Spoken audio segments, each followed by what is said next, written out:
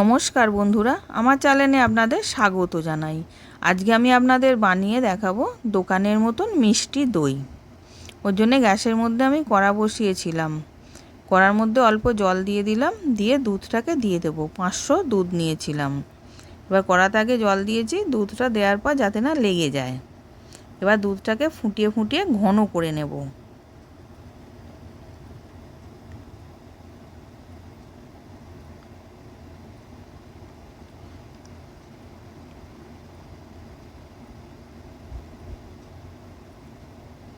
এবার অনেকটা ফুটে ফুটে ঘন হয়ে গেছে। এবার ওর মধ্যে আমি 1 বাটি গুঁড়ো দুধ দিয়ে দিলাম, দিয়ে ওটাকেও ভালো করে মিশিয়ে নেব। এবার মিশিয়ে নিচ্ছি। এবার আমরা তো দোকান থেকে মিষ্টি দই কিনে খাই, একবার এইভাবে বাড়িতে বানিয়ে খেয়ে দেখবেন, খেতে খুব সুন্দর হয়, একদম দোকানের মতন।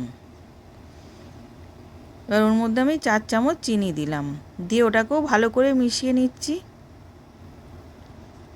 ওটা মিশিয়ে চিনিটা গলে গেলে আরেকটু আমি ঘন করে নেব দুধটাকে। এবার দুধটা ভালো ঘন হয়ে গেছে, এবার আমি নাবিয়ে রেখে দেব। দিয়ে এবার মিষ্টি দইয়ের কালারটার জন্য আমি চিনি দিয়ে ক্যারামেল করে নেব। এবার 2 চামচ চিনি দিলাম। একটা কড়া বসিয়েছিলাম, ওর মধ্যে আমি এবার ক্যারামেলটা করে নিচ্ছি। এবার চিনিটা দিয়েই নাড়বো না। এবার দেখুন ক্যারামেলটা আস্তে আস্তে তৈরি হচ্ছে। এবার চিনিটা গলছে, গলে লাল হতে শুরু হয়েছে।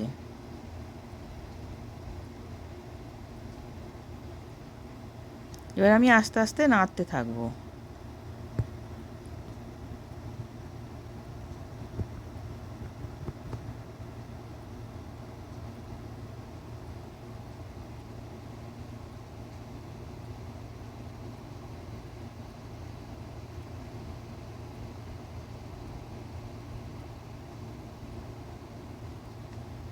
এবার হয়ে গেছে, এবার আমি ওর মধ্যে জল দিয়ে দিলাম।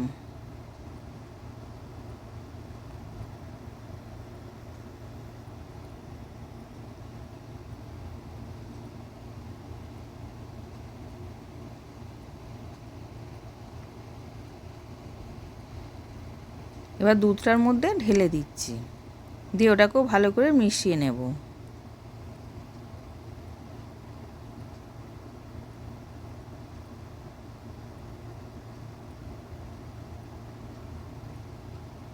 এবার ভালো করে মেশানো হয়ে গেছে।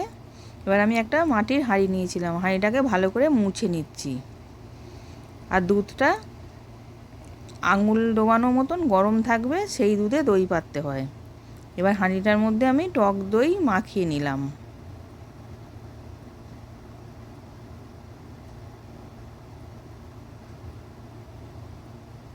আর দইটাকে আমি আগে থেকে জল ঝরিয়ে রেখেছিলাম, জল ঝরিয়ে দইটাকে ফেটিয়ে রেখে দিয়েছিলাম। এবার দইটা আমি দুধের মধ্যে দিয়ে দিলাম।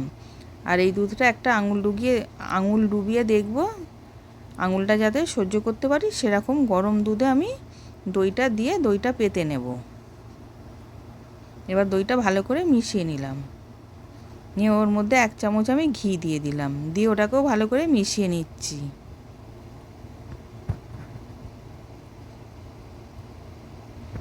এবার ভালো করে মেশানো হয়ে গেছে। এবার হাঁড়িটার মধ্যে আমি ঢেলে নিলাম।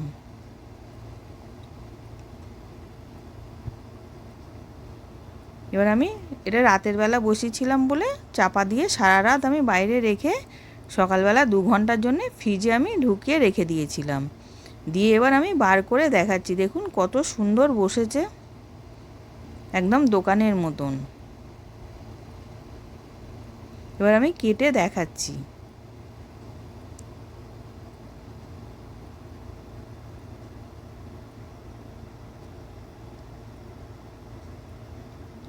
নতুন নতুন রেসিপি দেখতে লাইক দিয়ে ফলো করে রাখো। আশা করছি ভিডিওটা ভালো লেগেছে। আমি হাজির হব আর এক নতুন রেসিপির সাথে।